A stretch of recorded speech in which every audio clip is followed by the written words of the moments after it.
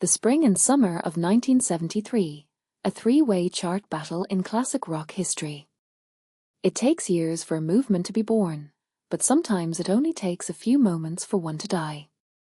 This was particularly evident in the sudden end of the peace and love era, as the Manson murders ushered in a new era of paranoia and loathing.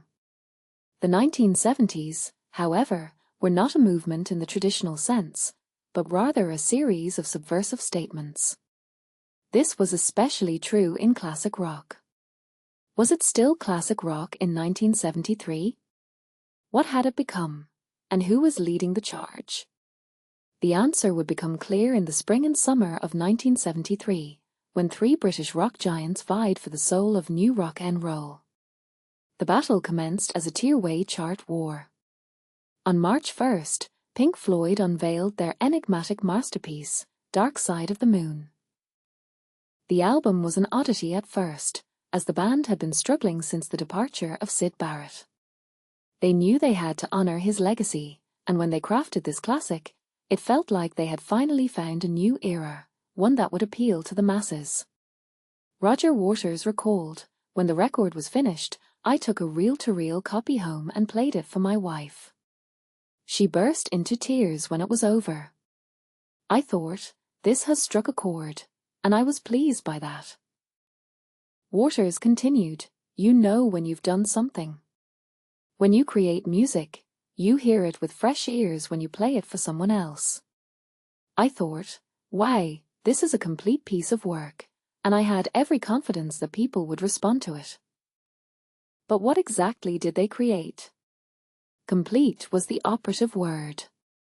The album seamlessly blended structured songwriting with a cohesive concept, revolutionary production by Alan Parsons, intellectual philosophy, and bold instrumentation, creating an audiophile's dream.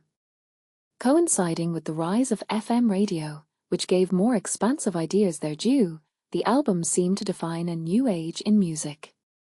However, they weren't alone in their quest. Led Zeppelin, who had released only 15 singles in their entire career, were also readying their bid to claim the soul of new rock and roll. Houses of the Holy followed a string of 4 classic records, and they decided not to even bother with a new release, as Led Zeppelin was always going to be hard to beat. Instead, they expanded their sound. Tracks like Dior Macker and The Crunch incorporated reggae and funk, respectively, while the Rain song featured billowing orchestration inspired by George Harrison's advice to write a ballad. The album was an assembly of disparate influences, tied together by the band's own blunderbuss power. In short, it conveyed the message that if you can play anything, you can be anything, and they did, while never losing sight of their raw power and the roots of rock and roll that undercut the storm. This took some getting used to, as it wasn't a typical chart battle, but rather rogue riders racing forth from the back of the field. Despite being released in March in the US, Houses of the Holy didn't rise to the top spot until May. The album's rise to number 1 was a labored one, as it finally dethroned Chicago a month after its release. With ballads like Angie, the album was more mature, and it seemed that rock and roll albums would have to move in this direction as younger generations attempted to subvert rather than follow suit. The Rolling Stones, however, had not abandoned rock and roll. In August, they released Goat's Head Soup, which saw the band relocate to Jamaica. The flourish of reggae brought them back to their roots, but the band had faced fierce backlash over the Altamont tragedy, and they decided to soften their raucous sentiment to some degree. It was unclear whether this change had worked, as their rise to number 1 was a labored one, finally dismantling Chicago a month after its release.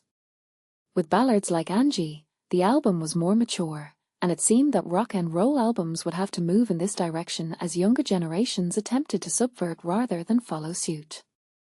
These albums, arriving hot on the heels of each other, might not have jostled or backstabbed in the manner of Blur and Oasis, each securing a number 1 in the long run, but they did represent rock and roll in 3 distinct ways: experimentation and conceptualization, heaviness and Polish, and old-school riffs.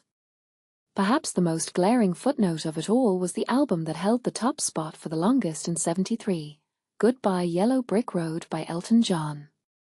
This added a caveat to the idea that, despite the classics, rock and roll might have been replaced by pop as the paramount art form.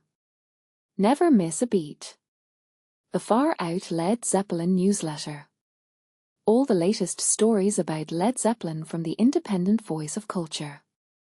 Straight to your inbox.